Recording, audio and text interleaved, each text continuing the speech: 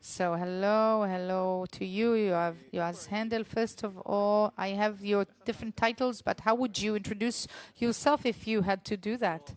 The best title I have today is Reserve Service, and I don't know any better title in the State of Israel. I'm very proud of that. And even here, you are a former minister on top of that, and now leading founder of the reservist movement. I won't even ask you. You don't want to go to politics. You're in the event. You even are now being surveyed and tested and bringing numbers that are very impressive. 7, 8 mandates according to Khan surveys. So if this is what is happening, and if you're keeping silence, this is a confession to me, what is the way you would see Israel and move Israel towards forward to regarding to conscription?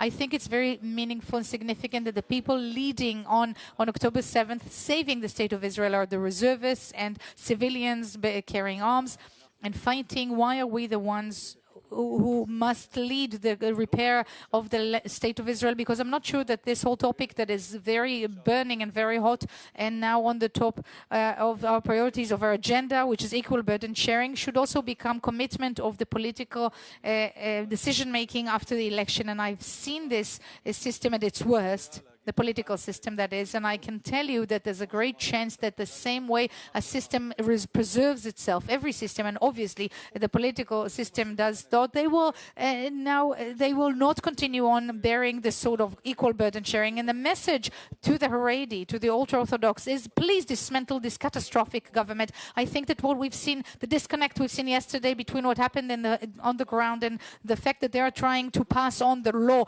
of draft dodging is terrible. And the day after election, we won't see a fresh page. We won't see any maneuvers. Everyone will have to serve, whether Jewish,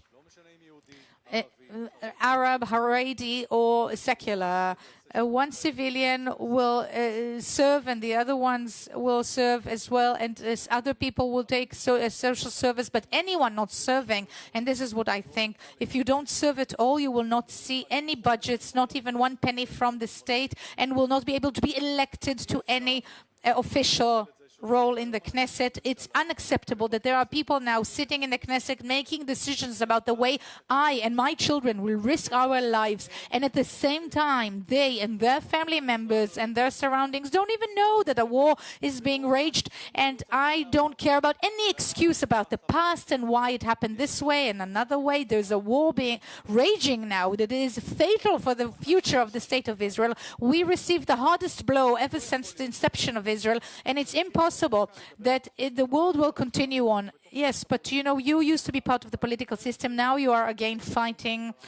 You will jump back in, but outside we see a black and white reality. At the end of the day, you're going to go in. You have coalition considerations.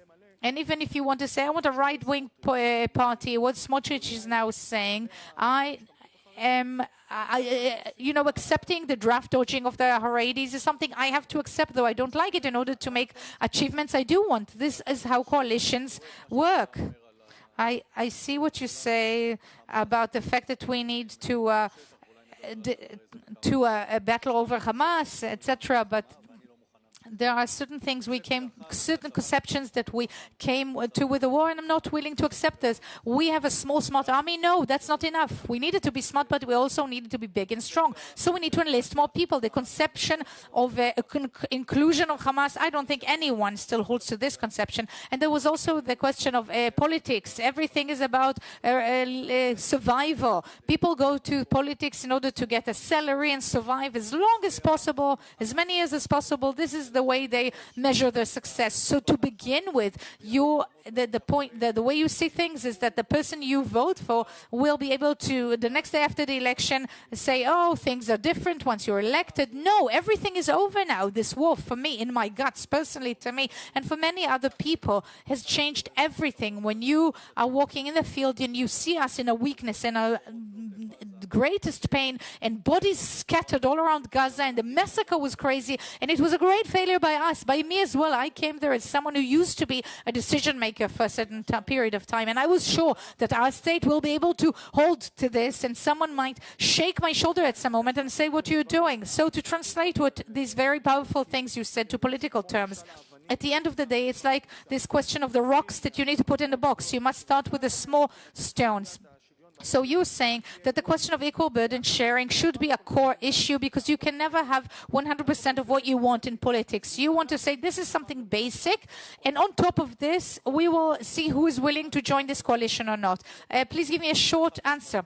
Absolutely yes, but apart from that, I want to tell you, it's not only a question of enlarging the IDF, it's also about reconstructing the Israeli society. If we're not fixing it now in integrating Haredi and Arab sectors into the IDF to do something for the state of Israel, civil service, we will find ourselves by 2028 with a dismantled society, and within this very painful moment, the people of Israel were discovered in their amazing power, and I see here a great opportunity for repair, for hope, and I have great optimism that from this breaking point we will become stronger. Depends how we deal with it and where we go with it. So to you, should we now end the war in Gaza?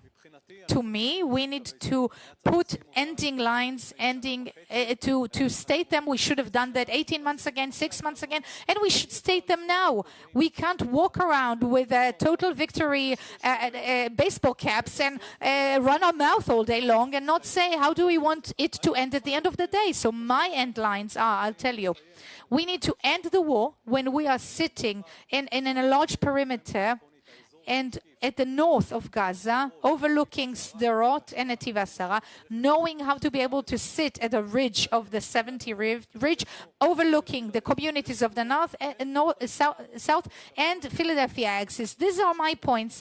Why is it so important? Because we have hostages there. And speaking vaguely is something that the enemy recognizes. What is now happens? The politicians now, they say nothing. Everything is cliches and logos. So you can't really negotiate in a strict and serious and real, genuine manner when you don't tell them what you want. And it drives me nuts, this whole story of moving Palestinians towards this humanitarian arena. I think I talked about it 18 months ago, and I wasn't alone. Remember it now. 18 months after. It's already too late to do that now.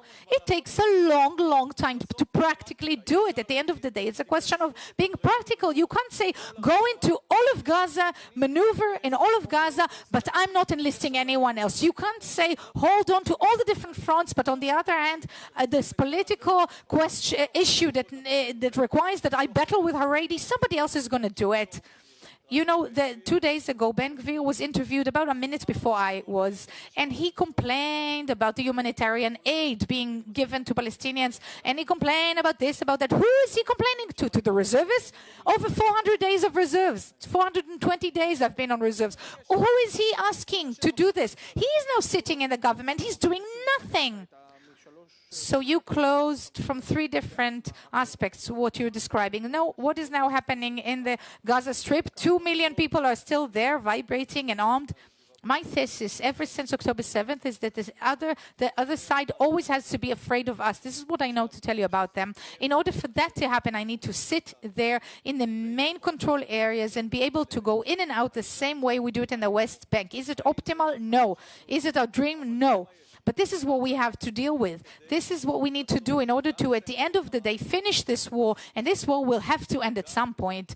And also being able to hold security control that is sufficient, and I'm not willing to see anything beyond that. I'm not willing, because this is the basics. I'm not willing to have any child in the Bika and Metula and Kfar Aza to go to sleep at night being afraid that someone will kill them while they're asleep. I'm not willing to see that. This is the whole point of having a Jewish state for the Jewish people. This is the basis, and after that we have so many other things to do. The society that was discovered in every aspect needs to see repairment, to see healing. We have political leaders that need to be placed in order to lead the state of Israel to the place we need to see it. And at the end of the day, we also have tools such as equal burden sharing that we can't live without and we can't let go of. And it's about time that we look up, because it's hard, it's painful. We've had more soldiers dying yesterday. It's very painful when you see these news.